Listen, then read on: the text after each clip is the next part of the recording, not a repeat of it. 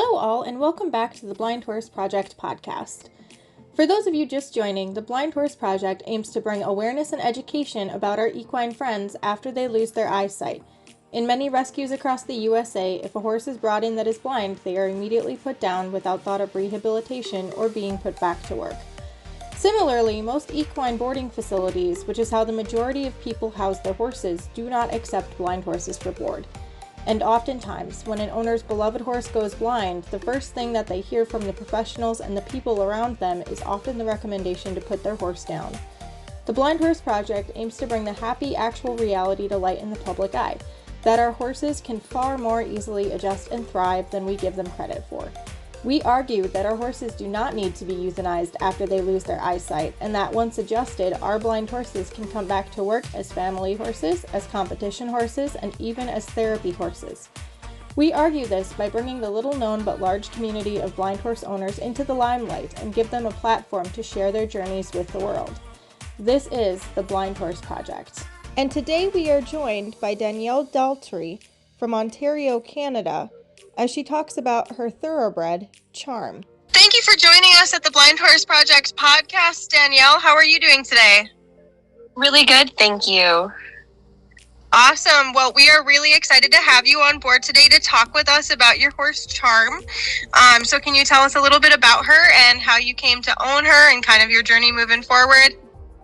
Yes, of course. So I have been riding horses since I was about 9 years old, and I've never had a horse myself, but I ended up losing the horse that I was riding back in my hometown, and I was moving to Sarnia at the time, so I was actually going to drive back and forth to be able to ride him, but unfortunately when he passed away, I just decided to go in a completely different direction, and I was actually about to get out of horses just because it was so much and it was so much money and it was really draining. But when I moved down to Sarnia, I actually had posted online saying that I was looking for a horse to ride, and somebody had reached out to me saying that they had a 16-year-old thoroughbred that she was really good, super sweet, but she was really struggling with being ridden. She had a lot of work that needed to be put on her. When I came out to meet her, she was a little bit unsure about everyone and et cetera, but I ended up going out to meet her in Sarnia, and I was riding her for this girl that had her for about a year of me riding her, and I took over a lot of the doing everything for her. And when I first met her, she was actually already blind in the one eye, and they didn't know what happened because the girl that I met that owned her at the time had no idea about anything of her history except for the fact that she was an off-the-track thoroughbred because she had the tattoo on her top lip.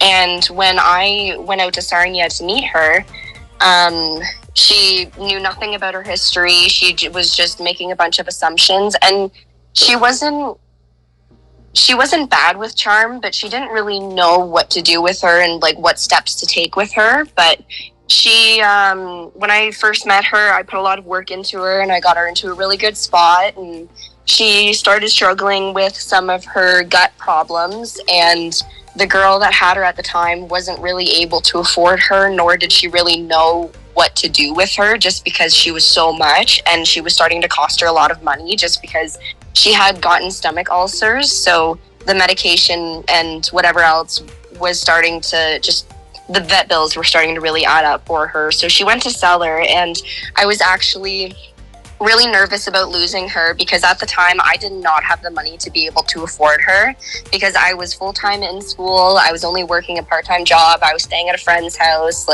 I did not have the money to be able to afford her. But my friends very graciously bought her for me, and they helped me out so much with all of the bills and the vet bills and getting her back to where she needed to be and getting her back to being happy and just being a comfortable horse and being able to thrive and just be herself. And when I first met her, she had quite an attitude. She was very stubborn. She was your very typical thoroughbred mare.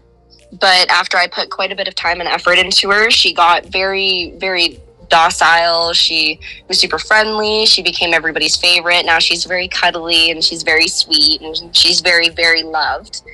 But yeah, these friends of mine had bought her for me, and I ended up bringing her back to my hometown. So I met her in Sarnia, Ontario, and then we ended up bringing her back to my hometown, and I brought her to Lakeside, Ontario, to one of my friends' places, and I moved back here for the summer to work.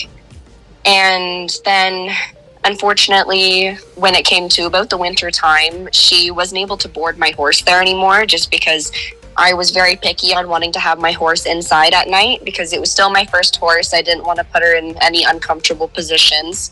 So I brought her to the barn that I'm at now, and I've actually been at this barn for just over a year, and she's been so happy there. But my friend had graciously let me bring her there, and at the time she was still my friends and I was still working with her, and I basically had her on a free lease.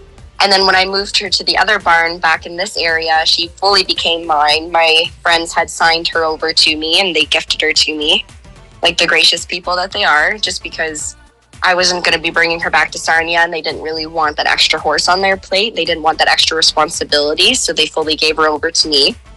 And since I've had her at this new barn, she's been super happy. I have her in Burgessville, Ontario. It's like kind of by Norwich, Ontario.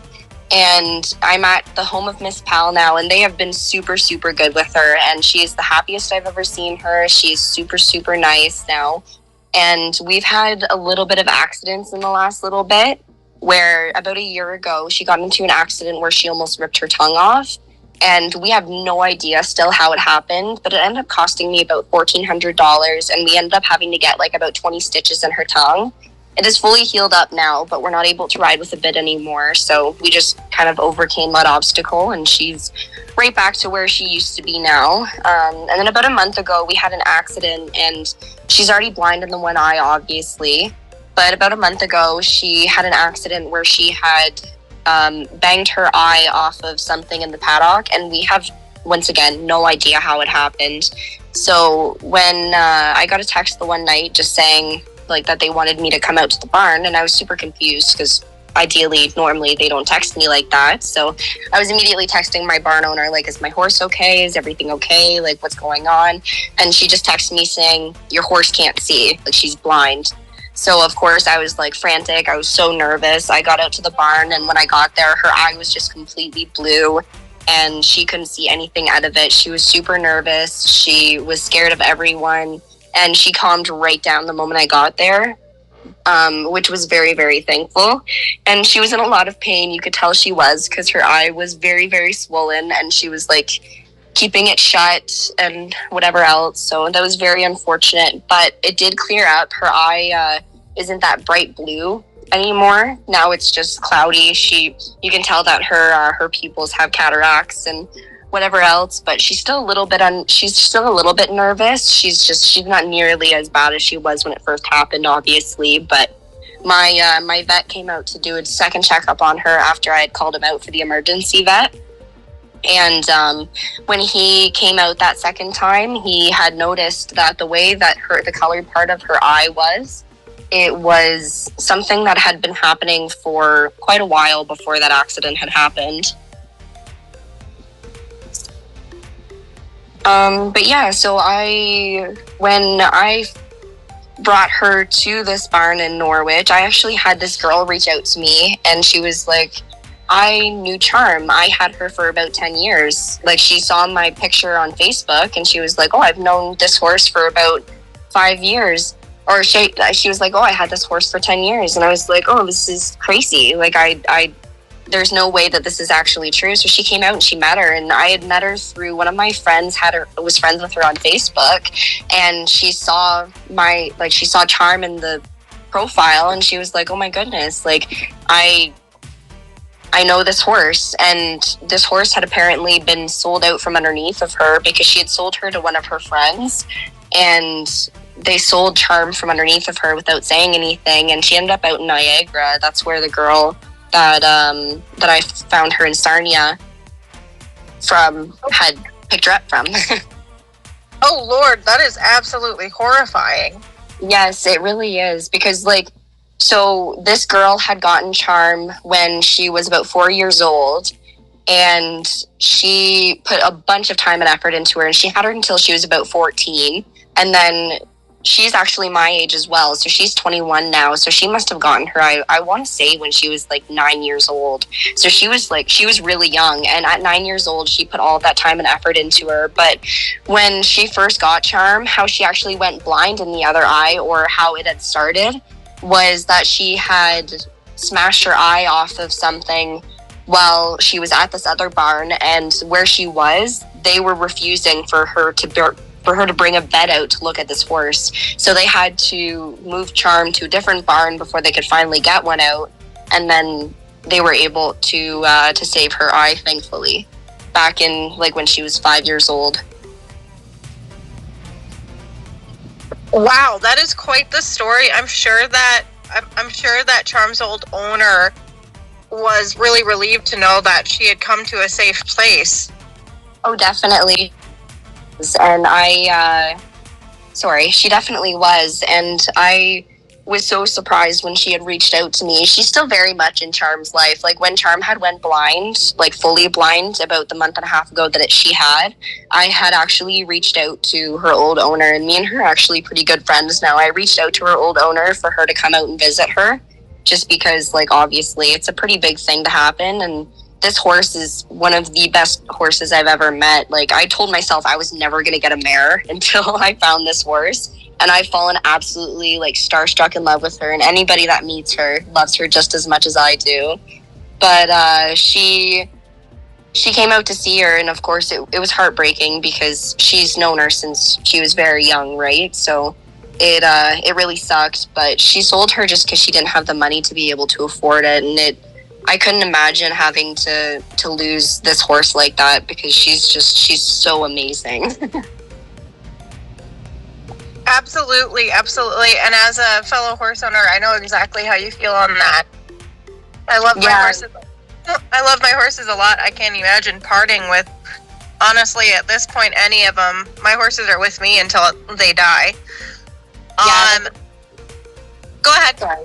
I was going to say that's exactly how I feel. I don't think I could ever imagine losing my horse, and especially now that she's blind, it would be even harder to lose her, just because if I had to sell her for whatever reason, there's so much negativity towards blind horses that I feel like it would be really hard for her to go to a good home, that she wouldn't be able to get the support and the treatment that she deserves. And I feel like I've gotten to know her so well that I feel like if she goes anywhere else, just because she's a very, very particular horse, that I'm nervous that if she goes anywhere else, that she would end up in a bad situation, which is very, very scary to me. So when this girl had reached out to me, I wanted to bring her out almost immediately, because I was like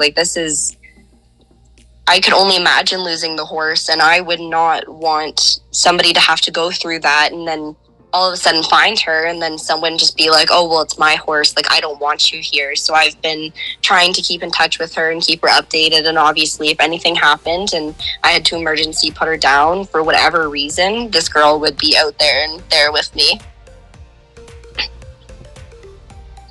Absolutely.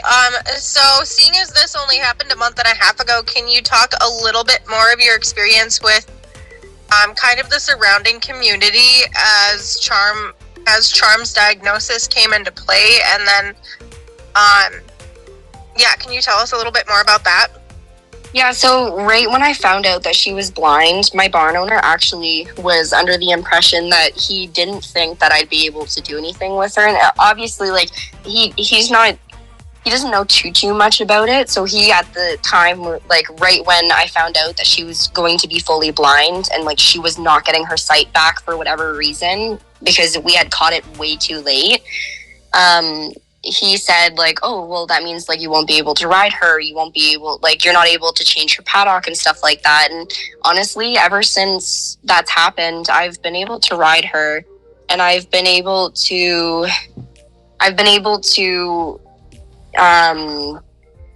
get, sorry, my brain's so gone.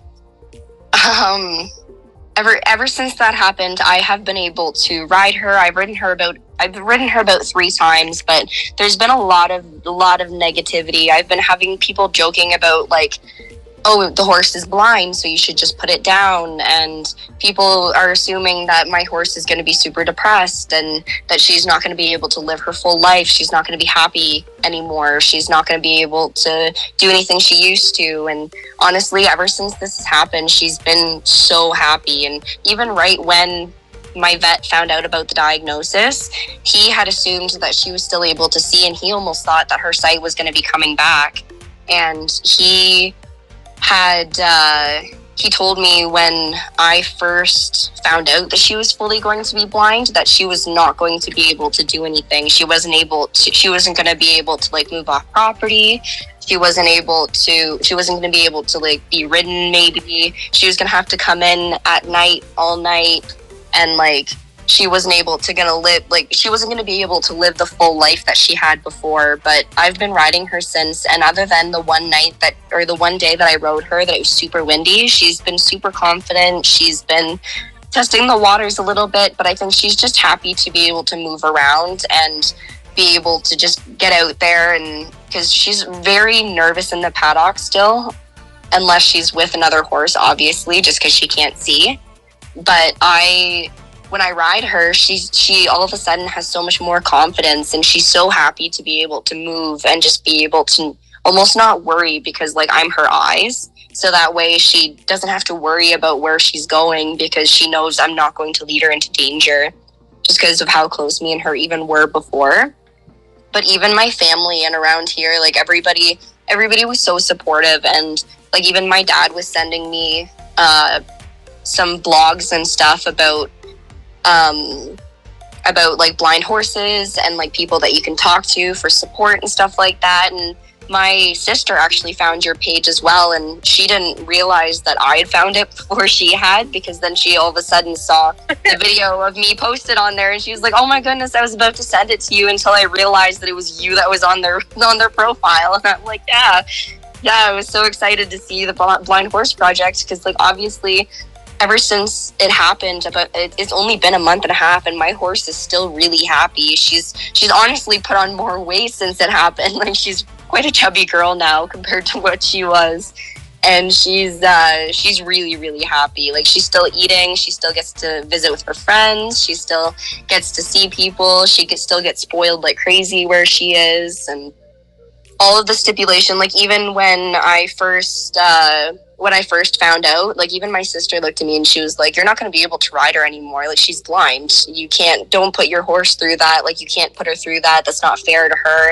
And that wasn't her necessarily saying that, but that's what people were saying, is like, it's not fair to them to be able to do more with them. It's not fair to go out and beyond for like with her. And like I had all of these plans of like bringing her to my cousin's house this summer and like being out there for the weekend. And honestly, ever since I started with her again in the last month, you can hardly tell that she's gone blind if it isn't for the fact that she runs into things. Like she's just like, she bumps her nose off of things, but she's still really careful and she's still very confident. I even had her in the aisle, and I don't put her in cross ties because she gets very nervous when she's in cross ties. So she does ground ties, and I normally just take her lead line right off, and she just stands there with her halter on. And the other day she walked forward, and I just let her walk and go where she wanted to, other than like picking up the things on the floor that she could trip over. And she was like still very cautious. She walked right up to the window. She was like sniffing everything, and she's still living her best life, even though I think a lot of people, when they first find out that the horse goes blind, because even when I first found out, I was absolutely terrified. And I thought that her losing her sight was going to be the end of me and my horse's bond. And it was honestly heartbreaking, because the one way that I kind of looked at it that really upset me was, like, obviously I'm super, super close with this horse. She's been there for me through a lot of things that I haven't had people there for, and I was so scared of her not being able to see me again. But I know at the end of the day that doesn't really matter, because she still knows I'm there. She still is really happy. She's still happy whenever she sees me. Whenever she hears my voice, she perks right up, and it makes me really happy to see her still living a really good life, even though this has happened, because it still sucks and it still is heartbreaking to see, because obviously she's not the same, but she's still my girl and she's still really happy and she's still spoiled and loved and probably one of the most confident freshly blind horses that obviously I've never met a fully blind horse before, but I have had a lot of support actually in the horse community, because so many people know about blind horses and how good they can be. Even one of my good friends, she said that she actually learned how to ride on a blind horse and they were able to do everything that a sighted horse can do. And I had never expected something like that to be able to be first off, I never expected my horse to go fully blind, especially because what happened to her, my vet said only really happens to Appaloosas, and it's very, very common for it to happen with them. But he was very genuinely surprised to see it happen with her. So it's just a freak accident, and she's still quite young. So that's what was kind of scaring me, is that I was going to have to retire her at 18, and my thoroughbred who loves to run and loves to just stretch her legs and ride and be with me, that I was scared that she wasn't going to be able to have that anymore.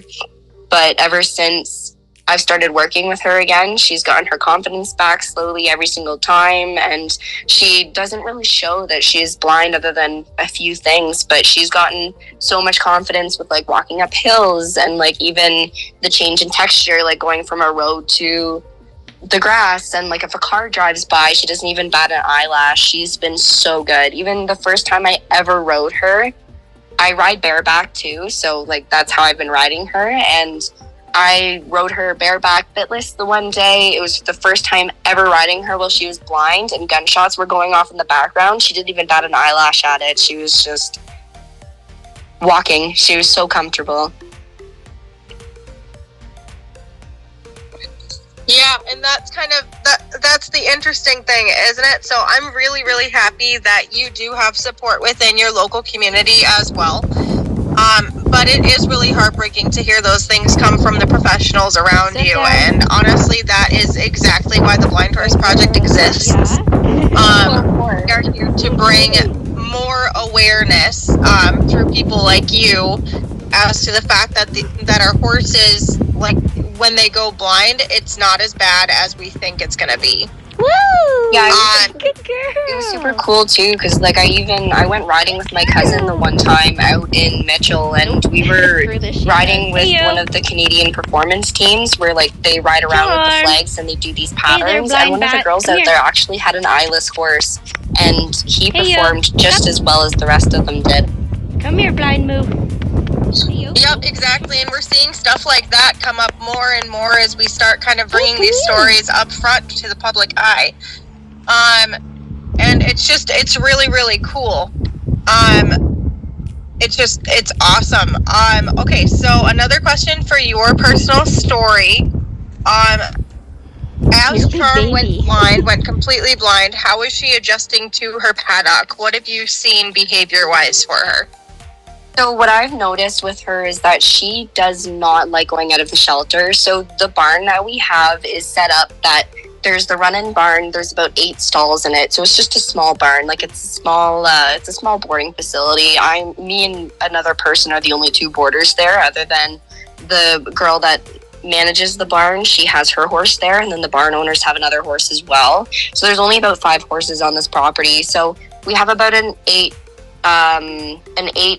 stall walk-in barn, and then it walks right out to a shelter that goes out into a massive paddock. And she, I've noticed, is not very confident in leaving the shelter. The shelter is like her little safe space. And I think the one time that she ever left the shelter, unless I was there, they had to actually walk down the hill and then like go grab her. And even then she was scared to get caught. So they were like, she was running away from them and whatever else. And that was the one time that she was actually down there. So I've noticed that in the big paddock herself, she's very nervous. So whenever I go out there, I bring her down with me, and I'll walk around the paddock with her and just get her a little bit more confident on walking out on her own, and like realize like you don't have to stay in this little area to be able to be happy. You know what I mean? Like, you can actually go out and walk around and like not have to just stand in this little area. And she seemed to adjust really well. She's with a 28-year-old right now, and she's quite a mare. So whenever she hears that 28-year-old, she like completely pins her ears back and scares him off. And he's terrified of her too, of course. Even though she can't see him, he's still terrified of her. And she's not exactly doing herself any favors with that, because she doesn't really have a buddy in the paddock right now. But when it had first happened, we had her out with her original herd still, and there was about four other horses in that paddock, and there was one that was picking on her pretty bad, just because, like, even before she went blind, he was picking on her. But he was like chasing her across the field. She would run into things because he was chasing her, and she was getting really nervous with it. So we ended up having to separate her from them and put her with the older Mian. But she's been really happy since, and she's still eating, she's still drinking, she knows where her hay goes, she knows where her water is, and she still understands like that opening's there. She can go out. She walks up to the gate sometimes to see the horses that are on the other side of the fence and whatever else. But for the most part, out in the paddock, she is pretty confident, but she likes to be like with someone if she's going out further. And then obviously sometimes like I'll try to lead her out, and then she'll just stop and refuse because she's not comfortable with it. So I won't force her to. I'll just leave her in the shelter and give her a little bit of pets and a couple cookies and go in and kind of let her do her thing. Yeah, and as she adjusts, that will, like, I expect her to get more and more confident the more time passes on with her new blindness. It's all kind of part of the rehabilitation process. But honestly, these horses are way more independent as far as the rehabilitation process goes than we give them credit for. They just, honestly, they don't have the emotional attachment to it that us humans do. So my thought is they probably adjust better even than humans, a lot quicker.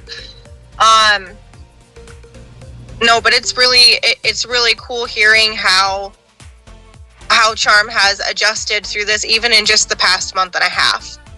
Yeah, it's been very, very fast. Like, we think that she was losing her sight prior to this accident, but we don't fully know. Like, obviously, we won't really know, just because, like, after that freak accident, all of this, like, I never noticed anything with her until after this freak accident, and it was all of a sudden she went blind, like, to me, because she didn't show any differences before this accident. So I just think that this had kind of pushed her along to this, but I think eventually she would have gone blind regardless.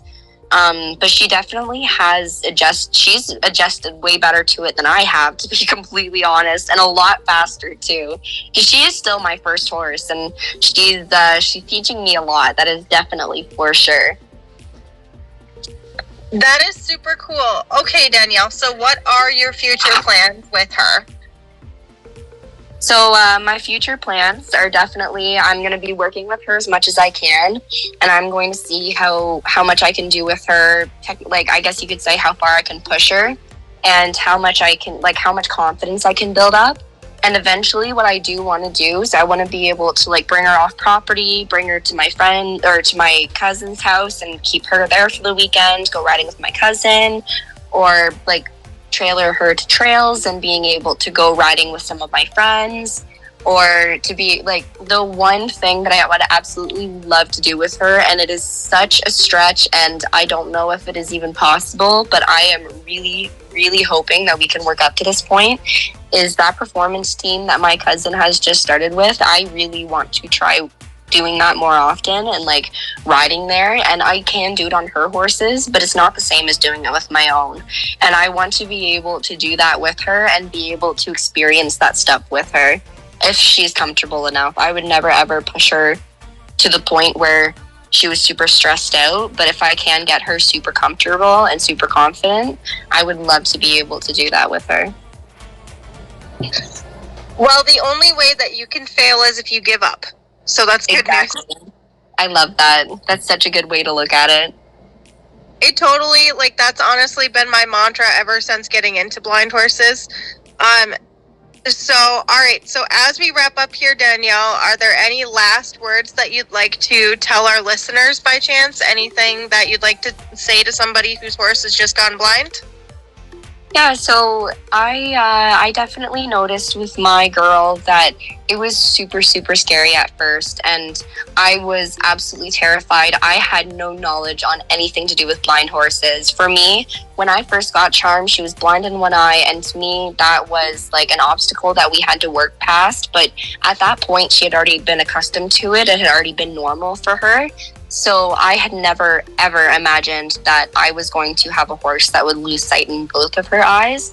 And I was so, so scared that the first time that I found out that she was blind, that it was going to be the end of my relationship with her and that I was going to have to lose her, because if for whatever reason she was uncomfortable, she was upset, she wasn't living her best life, she got depressed, she wasn't herself anymore, and she like would lose weight, like that she's going to lose weight fast, or she wasn't going to be able to find her food or whatever. Like, I was so scared of all the possibilities. Immediately when I saw that she couldn't see, my mind went to what if.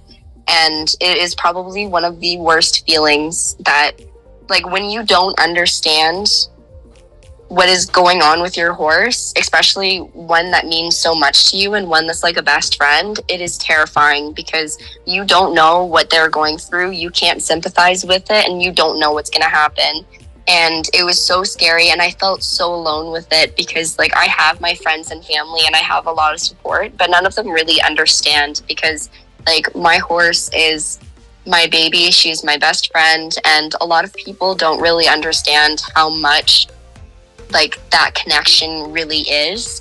But what I want people to know is like it's not as scary as you might think. There is so many more possibilities for these blind horses than we realize, and these horses are so resilient. And I think that my horse is a really, really good example of, within a month and a half, me and her are riding again.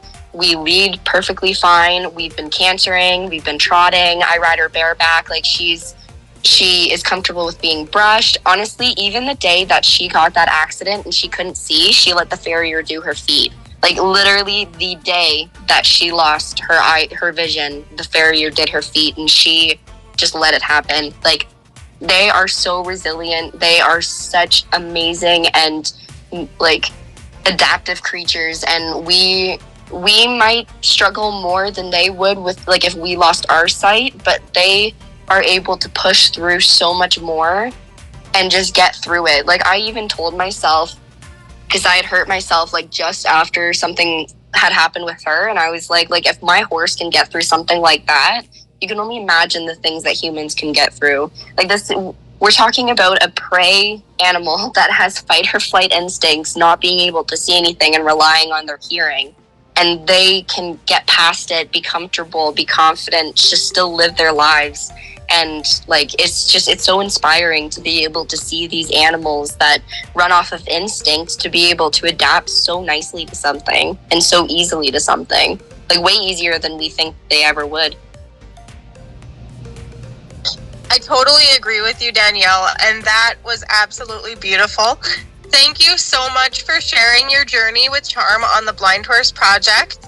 We've really enjoyed having you. Thank you so much for having me. I am really happy to be able to share my story and to be able to be any kind of support I can for anyone, because like when I first found out that this had happened, my heart dropped and I thought it was going to be the end of the relationship with my best friend. And like, honestly, the most inspiring thing was seeing this page and being able to be like, oh, so many people are in the same situation as me, and sometimes it's even worse. And it's so inspiring to be able to see that like just because your horse went blind doesn't mean it's the end of their story. Absolutely, and that's exactly what we're striving out to do at the Blind Horse Project, Danielle. Again, thank you so much for coming on. I'm sure our listeners will absolutely love your story. I know I've been hanging on to absolutely every word. Thank you so much. I appreciate that. Absolutely, and I hope you have a wonderful evening. You as well. Thank you so much. It was so nice to meet you. It was nice meeting you too, Danielle. Thank you, Danielle, for sharing your journey with your gorgeous charm. It's been so much fun to listen to you. And thanks to our listeners for tuning in. For more information on the Blind Horse Project, feel free to take a look at our other socials, including TikTok, Instagram, Facebook, and YouTube. And if you would like to submit a journey for the podcast or a video highlight, or if you are interested in joining the Ambassador Program, email us at theblindhorseproject@aol.com. Thanks, everyone.